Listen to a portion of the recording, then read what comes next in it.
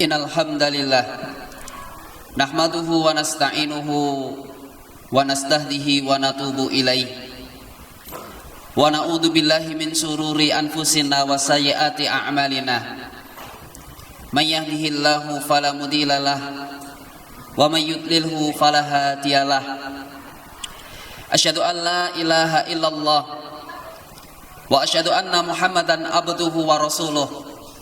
Allahumma salli wa sallim ala nabiyyina Muhammad wa ala alihi wa ashabihi faman tabi'ahum bi ihsanin ila yaumiddin. Faya ibadallah usi nafsi wa iyakum bi taqwallah haitsu kama qala Allah jalla wa ala ya ayyuhalladzina amanu taqullaha haqqa tuqatih wa la tamutunna illa wa antum muslimun. Jamaah sidang Jumaah rahimani wa rahimakumullah. Kita panjatkan rasa syukur kita, menghadirkan hati berterima kasih kepada Allah Subhanahu wa taala. Saat ini kita diizinkan dikumpulkan pada tempat yang baik, pada hari yang sangat mulia, sayyidnya ayam, pada kesempatan yang mulia, yaitu khutbah Jumat. Maka mudah-mudahan Allah Subhanahu wa taala juga memuliakan kita semuanya. Salawat serta salam mudah-mudahan tetap tercurahkan kepada baginda Nabiullah Muhammad sallallahu alaihi wasallam. Hadirin sidang Jumaah rahimani wa rahimakumullah. Nabi kita sallallahu alaihi wasallam ngendika, man salaka tariqan yaltamisu fihi ilman sahalallahu lahu bihi tariqan ilal jannah. Siapa, kata Nabi, orang yang melangkahkan kakinya untuk mencari ilmu, maka Allah Subhanahu wa taala juga akan memudahkan bagi orang tadi untuk masuk ke dalam surga. Kalau begitu, ini menjadi bahan refleksi. Kita termasuk orang yang gampang mencari ilmu atau tidak? Kita termasuk orang yang menyempatkan untuk mencari dan berusaha mengamalkan ilmu? Atau kalau hanya sempat? Itu barometer jamaah sekalian. Apakah kita mau dimudahkan menuju surga Allah Subhanahu wa taala, atau kemudian kita akan sulit untuk masuk ke dalam surga? Sehingga dalam satu pekan berapa kali kita menyempatkan untuk duduk, hadir, mendengarkan majelis ilmu? Kalau memang itu belum kita usahakan, maka hati-hati. Jangan-jangan kita ini termasuk manusia-manusia yang sulit untuk mendapatkan surga. Maka memang berbicara tentang pendidikan, berbicara tentang ilmu, ini menjadi satu perkara pokok yang harus kita usahakan. Para jamaah sekalian, selain kita dituntut untuk mencari ilmu, juga kita punya anak, kita punya cucu, yang itu pula kemudian harus kita arahkan untuk mendapatkan ilmu yang bermanfaat. Bagaimana ceritanya? Beberapa hari yang lalu, seorang anak ketahuan merokok, kemudian ditegur oleh gurunya, ditampar oleh gurunya, orang tuanya tidak terima. Itu realita.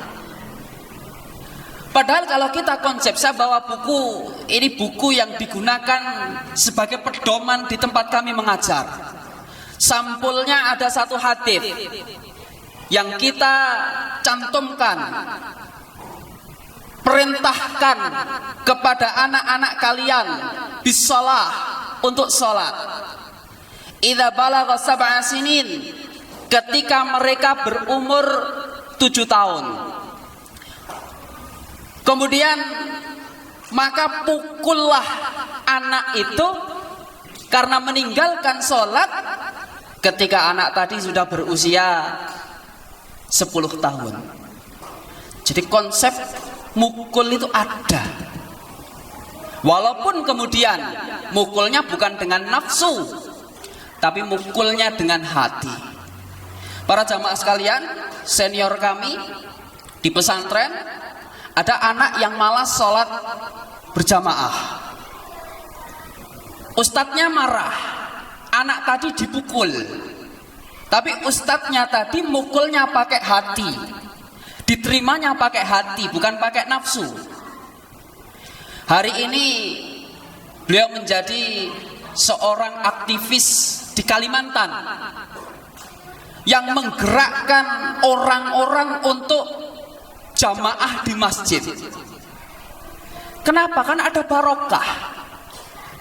Dan ini perlu dikaji secara mendetail, bahwa tidak selamanya pukul itu kemudian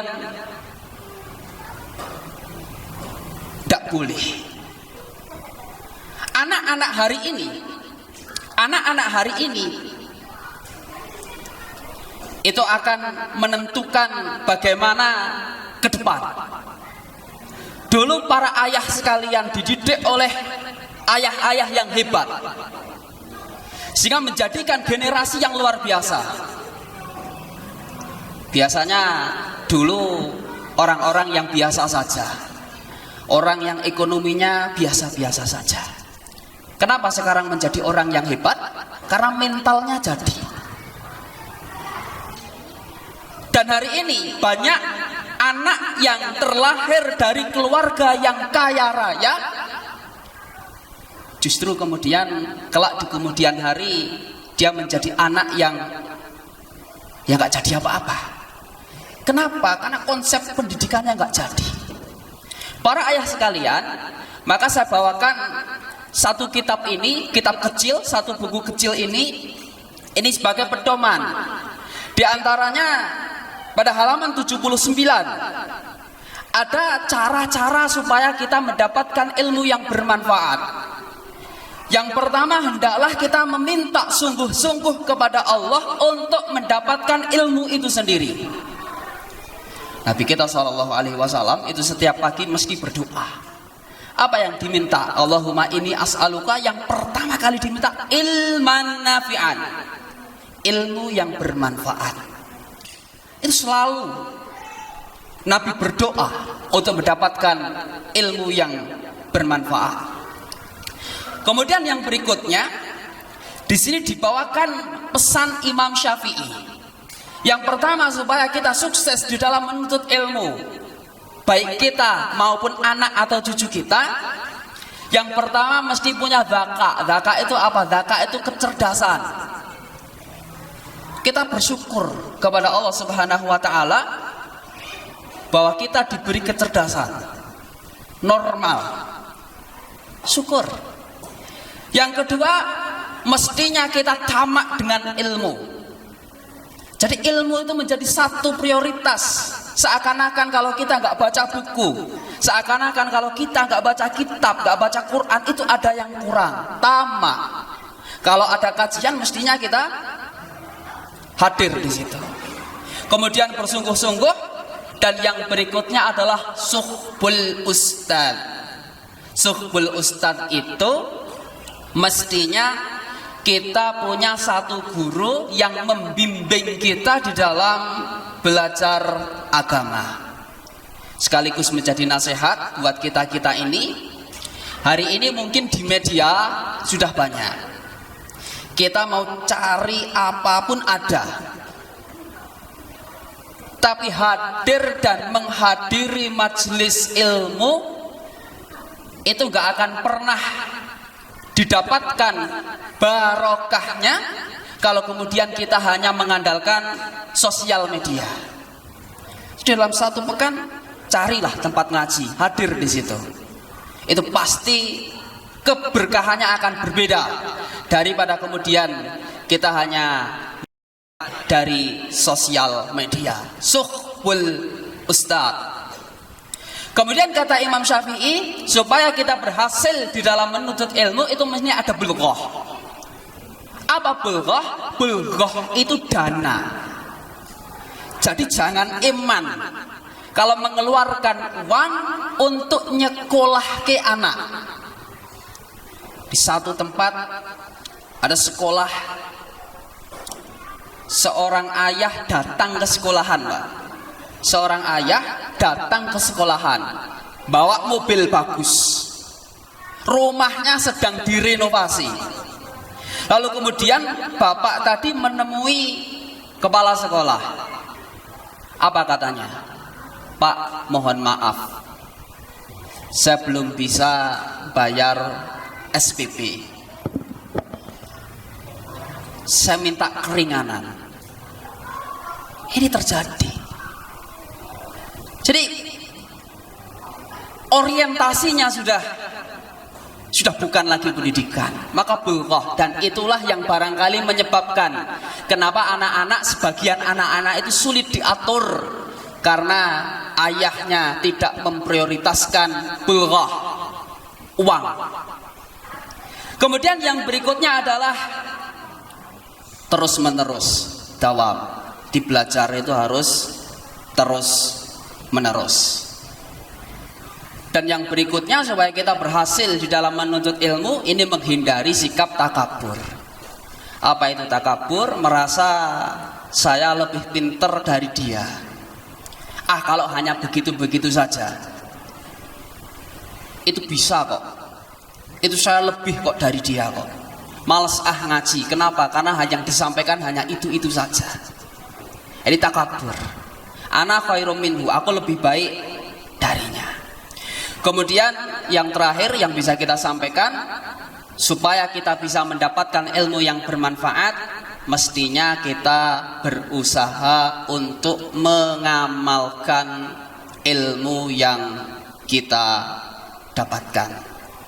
Sekali lagi, bahwa ilmu itu merupakan satu yang penting sebagai barometer. Ukur aja diri kita.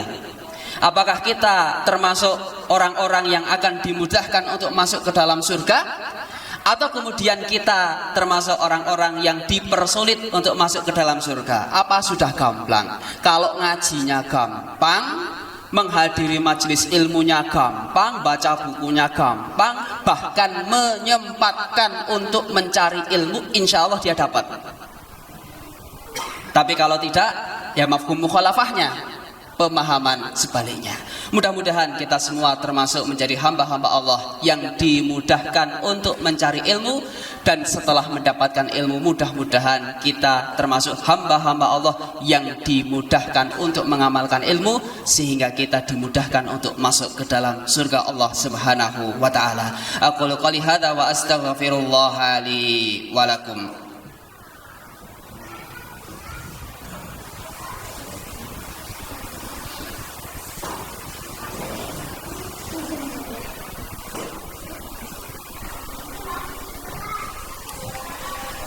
Alhamdulillahirabbil alamin alladzi an'ama alaina bi ni'matil iman wal Islam.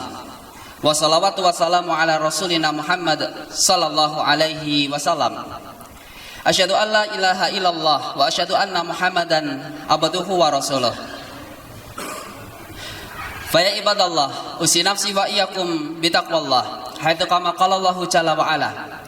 Ya ayyuhalladzina amanu taqullaha haqqa tuqatih wa la tamutunna illa wa antum muslimun. Innallaha wa malaikatahu yusholluna 'alan nabi. Ya ayyuhalladzina amanu shallu 'alaihi wa sallimu taslima.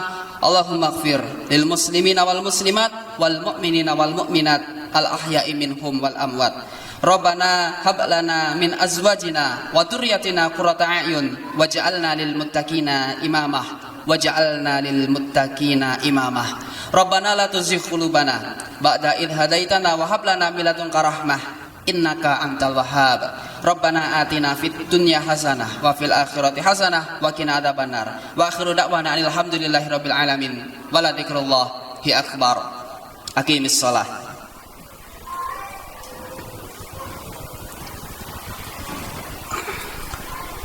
Allahu akbar, Allahu akbar. Asyhadu an la ilaha illallah. Asyhadu anna Muhammadar Rasulullah. Hayya 'alas shalah, hayya 'alal falah. Qad qamatis shalah, qad qamatis shalah. Allahu akbar, Allahu akbar. La ilaha illallah. Aqimu sufakum, dirapatkan, diluruskan.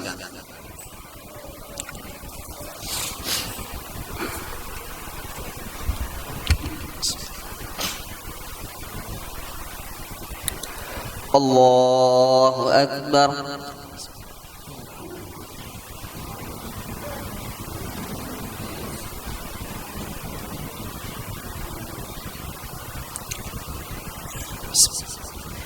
Alhamdulillahi rabbil alamin. Ar-Rahmanir Rahim. Maliki yaumiddin. Iyyaka na'budu wa iyyaka nasta'in. Ihdinas siratal mustaqim. Siratal ladzina an'amta 'alaihim ghairil maghdubi 'alaihim waladdallin. Amin. Inna lil muttaqina mafazan hadaiqa wa a'naba wa kawaiba atraba wa ka'san dihaqa la yasma'una fiha laghwan wa la kidhaba jazaa'an min rabbika 'ata'an hisaba. Rabbis samawati wal ardi wa ma bainahuma ar-rahmani la yamlikuna minhu khitaba. Yawma yakumur ruhu wal malaikatu saffan la yatakallamuna illa man adina lahur rahmanu wa qala sawaba. Dzalikal yawmul haqq faman syaa'a attakhadha ila rabbih ma'aba.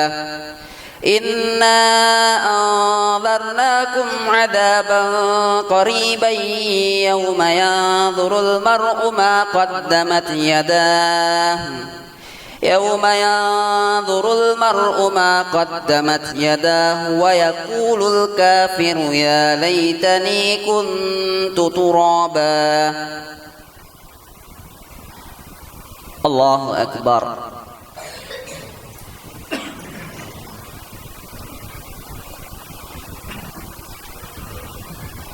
Sami Allahu liman hamidah.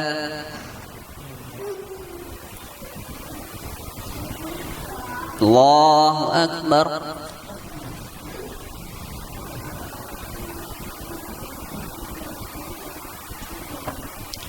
Allahu akbar.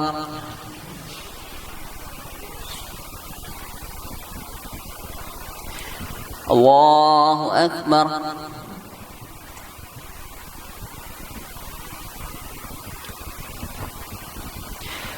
Allahu akbar.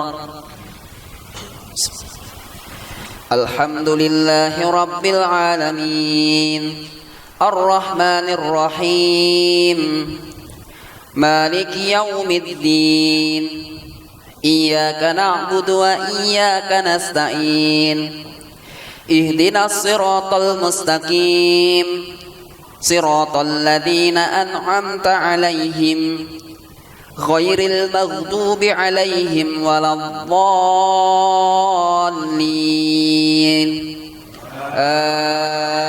Amin. Inna a'tainakal kautsar fasalli li rabbika wanhar, inna syani'aka huwal abtar. Allahu akbar.